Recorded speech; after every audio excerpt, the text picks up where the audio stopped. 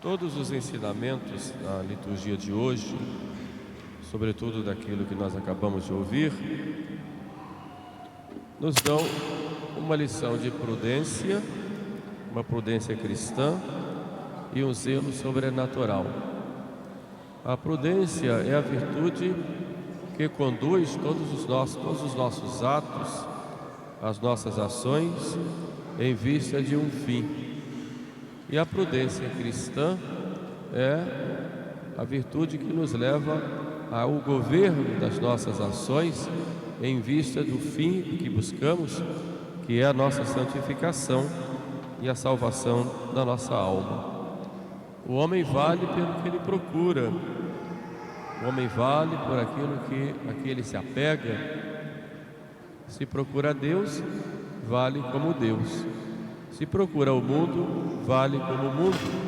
Se procura o dinheiro e as glórias da terra, vale pelo dinheiro e pelas glórias da terra.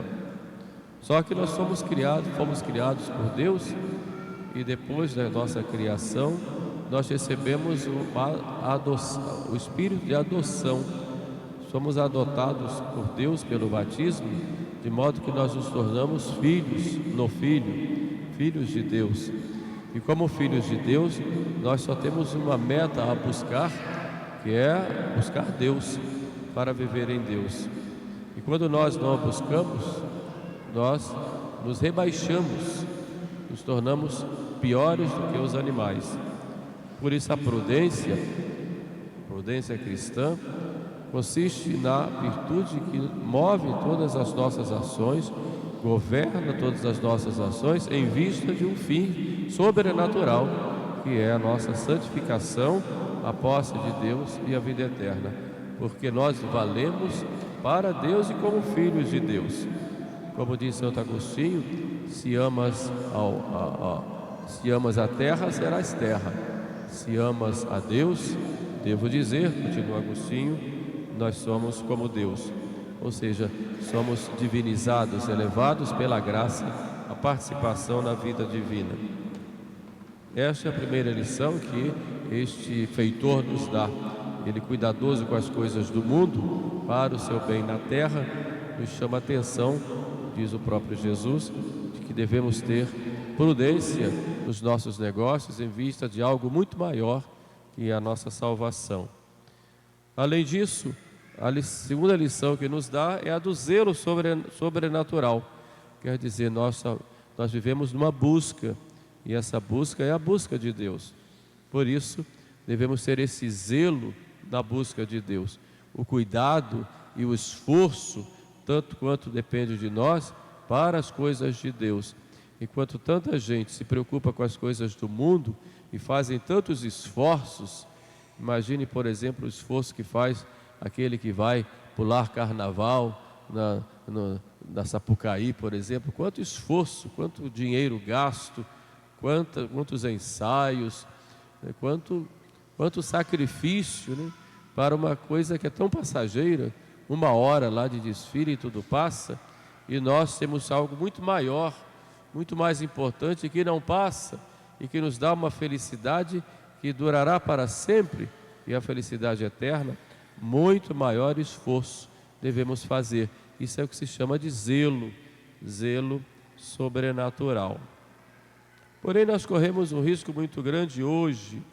Esse feitor infiel, que é aquele que cuidava só das coisas materiais do seu dono, e se preocupava mais com isso, e por conta disso vai se enrolando cada vez mais. Isso nos chama a atenção para as coisas que estão acontecendo hoje no mundo, sobretudo com relação à nossa fé. Fala-se muito em Jesus, e é claro que Ele é o centro da história, né? Mas há uma infiltração no mundo, na igreja, de certas ideias que são contrárias ao próprio Jesus Cristo. Jesus Cristo pregou o reino de Deus.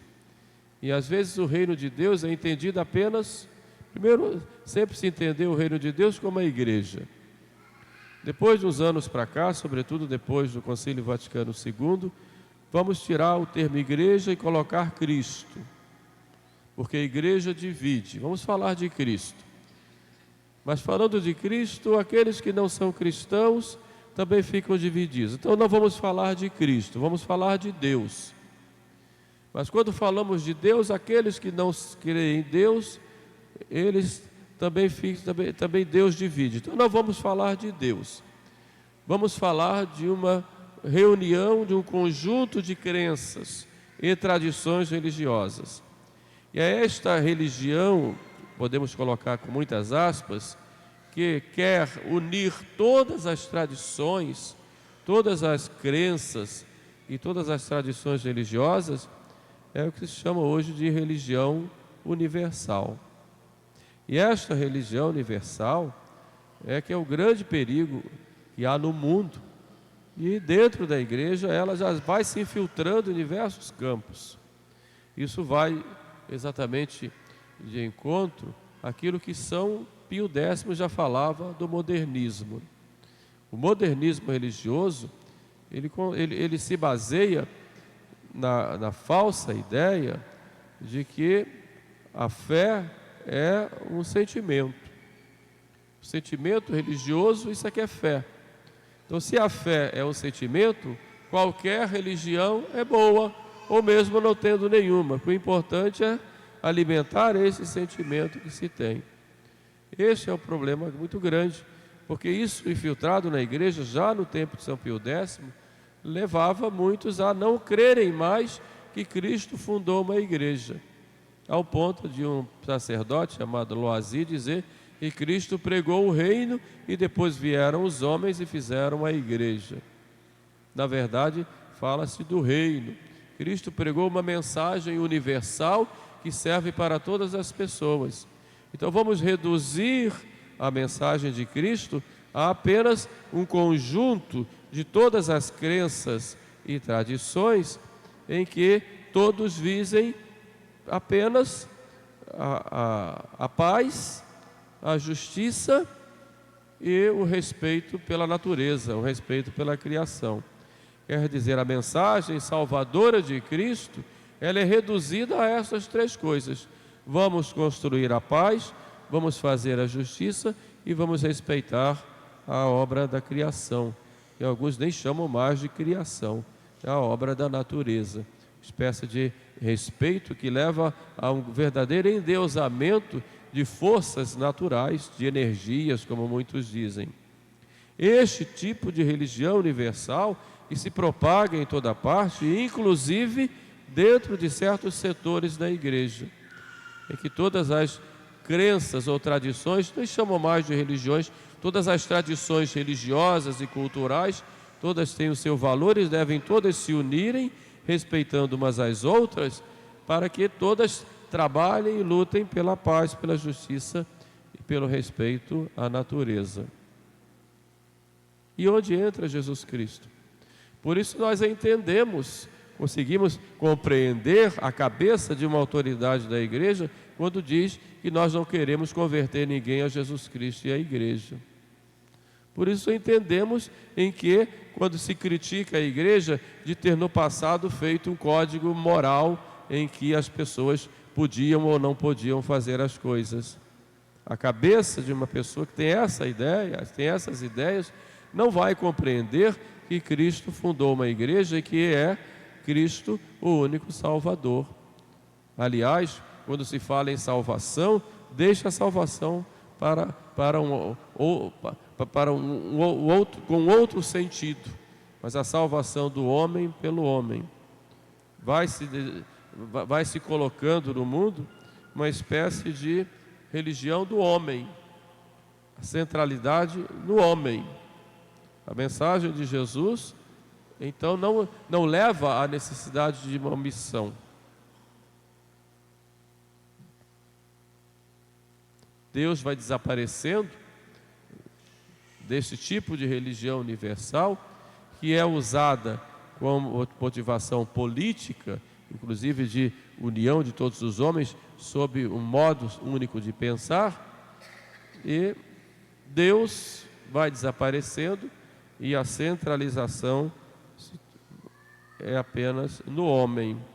Não há mais verdades, não há mais sentido moral dos atos humanos, das coisas. O que vale é o que o homem quer e o que o homem deseja e o que o homem faz segundo a sua própria consciência,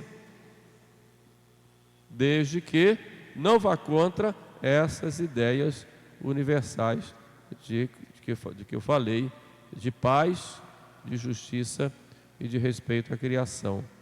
Mas aí vem uma questão: como é que se constrói a paz? O que é a paz? Como se fazer a verdadeira justiça?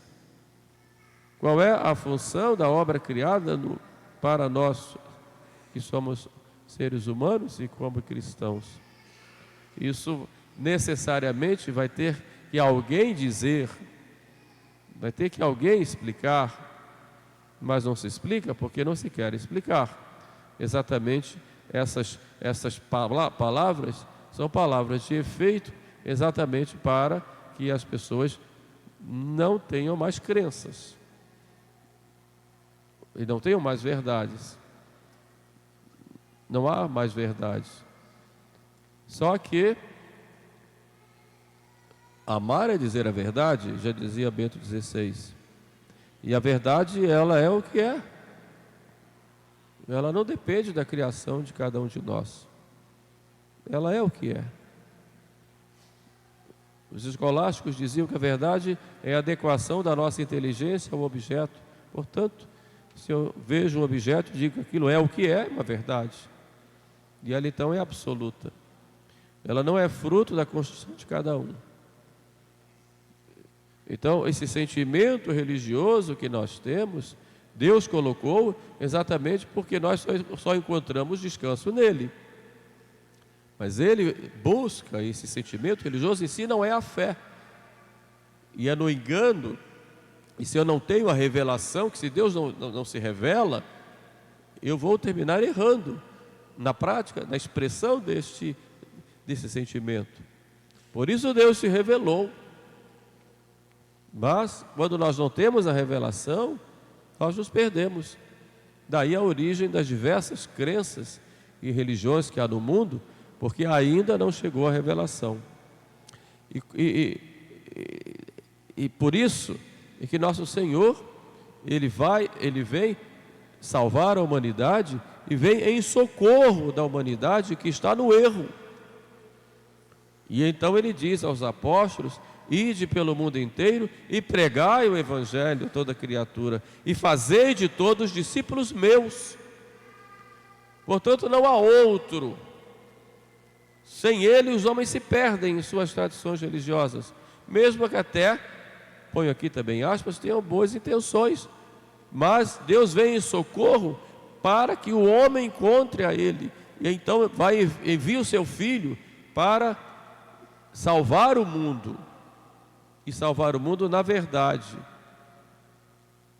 Por isso a igreja, ela é missionária desde o início. E não pode nunca deixar de sê-lo. Ide e pregai.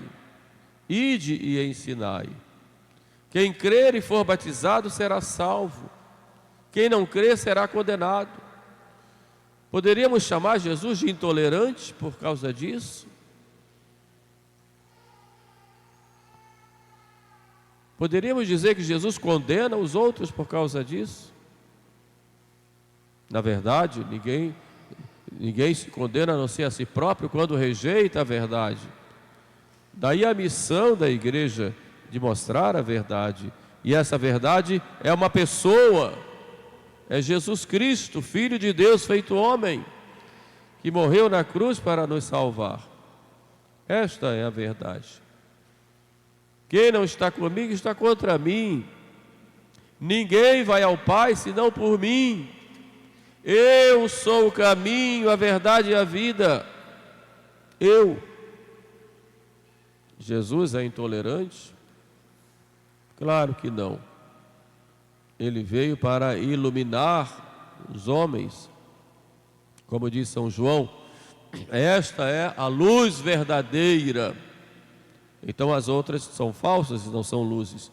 Esta é a luz verdadeira que ilumina a todo homem que vem a este mundo.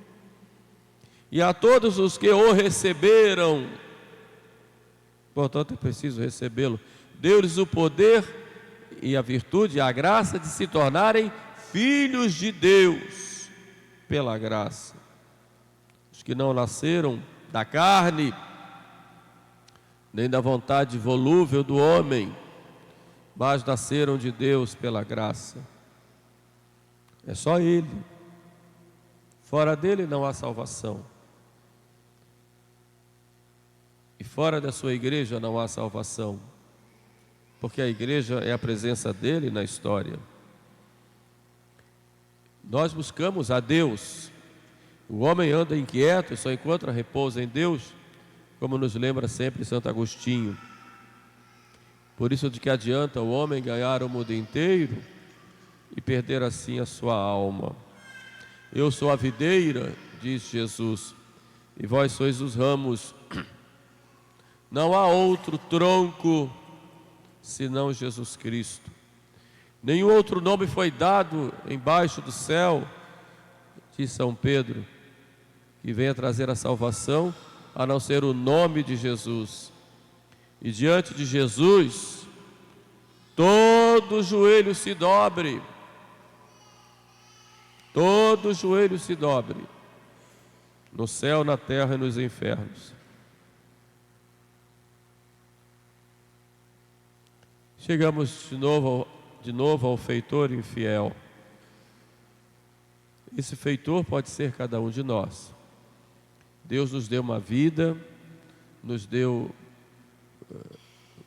carismas, que são os dons, nos deu muitas graças naturais, um corpo, uma alma, inteligência, vontade livre, nos deu talentos, para que nós possamos, fazendo a vontade dele, vivermos unidos a ele. E a primeira mensagem que nos dá desse feitor, que é chamado às contas, porque estava fazendo mal a sua administração, é de que nós todos seremos chamados por Deus um dia para o juízo.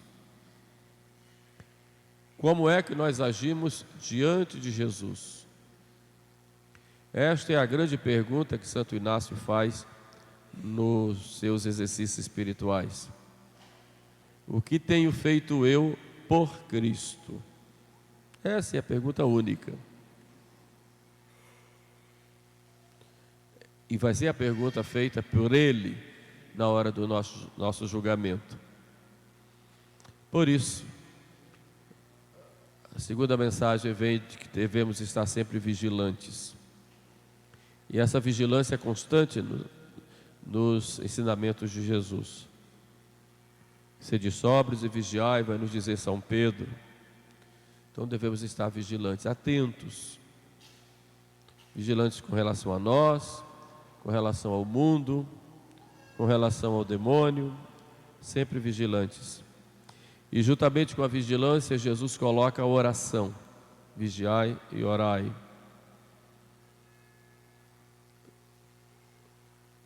Uma terceira atitude nossa, o terceiro pensamento, é que devemos colocar as nossas coisas em ordem, enquanto é tempo.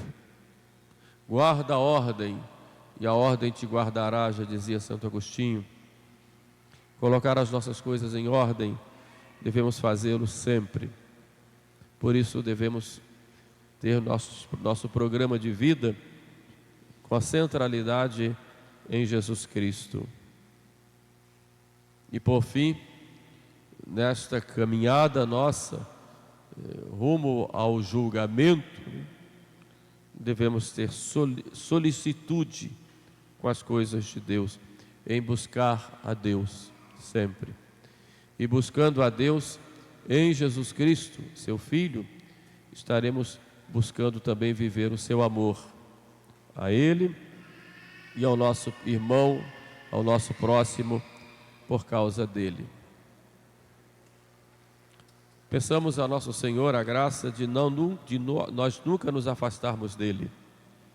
Peçamos à Virgem Maria, nossa mãe, que nos proteja e nos livre das ciladas do demônio e desse espírito cada vez mais mundano que vai invadindo os nossos meios. Peçamos a Nossa Senhora pela nossa igreja, para que esse espírito mundano não penetre mais e que a igreja seja realmente o que é, sacramento de salvação. Que todos possam encontrar aqui a verdade, mesmo que o mundo esteja todo na mentira. E ao nos aproximarmos de Deus, peçamos a graça da perseverança e da fidelidade, e sobretudo da humildade, para que nós não caiamos também. Louvado seja nosso Senhor Jesus Cristo.